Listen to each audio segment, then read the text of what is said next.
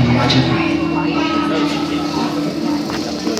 As Srivijayan crumbles, a string of port cities rise along the Straits of Malacca.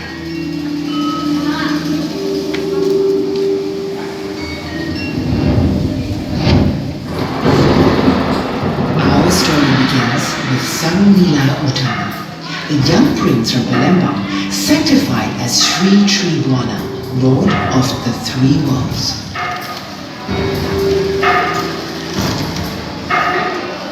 One day, he decides to leave Palembang, setting off across the waters in search of a new realm.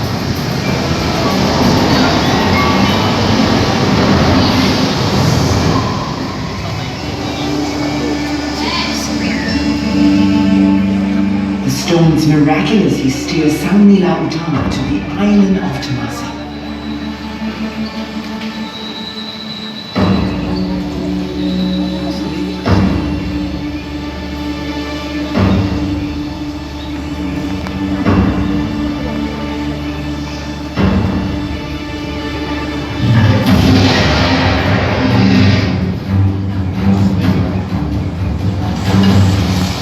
He claims the island on behalf of his lion throne and renames it Singapura, or Lion City. Sang Nila Utama establishes and builds a thriving kingdom and reigns for the next 48 years until his death in 1348. As many as 10,000 people are living here in Singapura during this first glorious period of her history.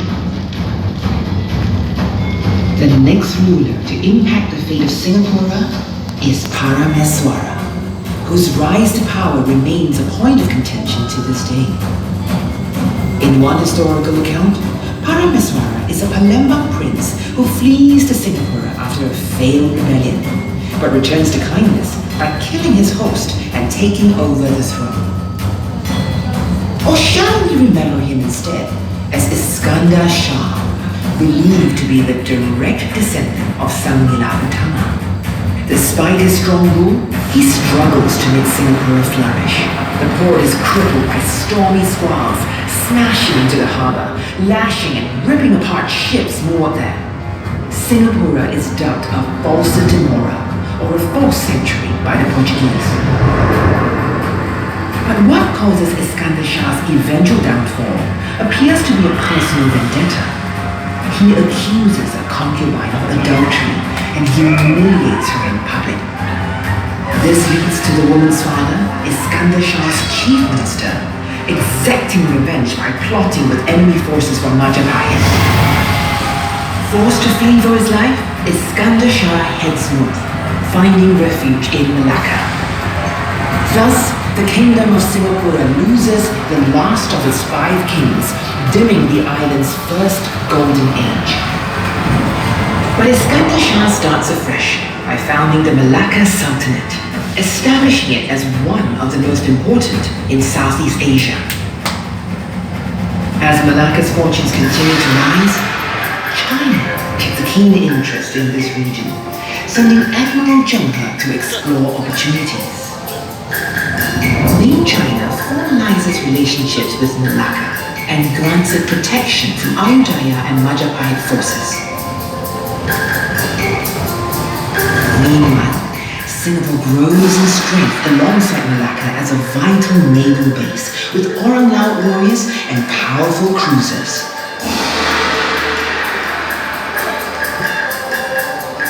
Halfway across the globe, the rounding of the Cape of Good Hope draws a new wave of voyages to Southeast Asia, signaling the European age of discovery. The Portuguese arrive and seize Malacca in a bloody battle. The Sultanate court is forced to move to modern-day Johor.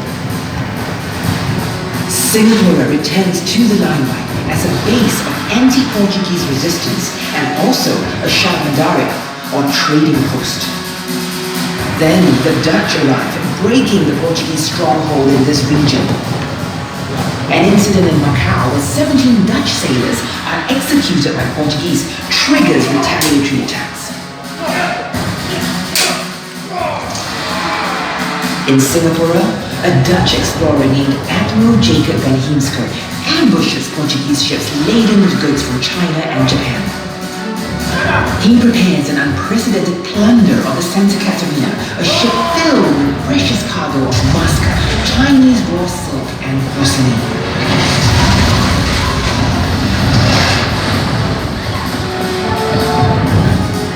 The Santa Catarina and its cargo are taken back to Europe, where it stirs up even greater interest in the wealth and promise of Southeast Asia. The incident opens up relationships between the Dutch and the Johor Sultanate. Watching this battle between the Dutch and the Portuguese is Aceh, where the Sultan has been expecting the chaos to worsen to his political advantage. When that does not happen, Aceh decides to launch an attack on Johor. Over 20,000 warriors are dispatched by sea to attack Johor and Singapura. The Orang Laut warriors in Singapura, fiercely loyal to the Sultan, put up a desperate defense.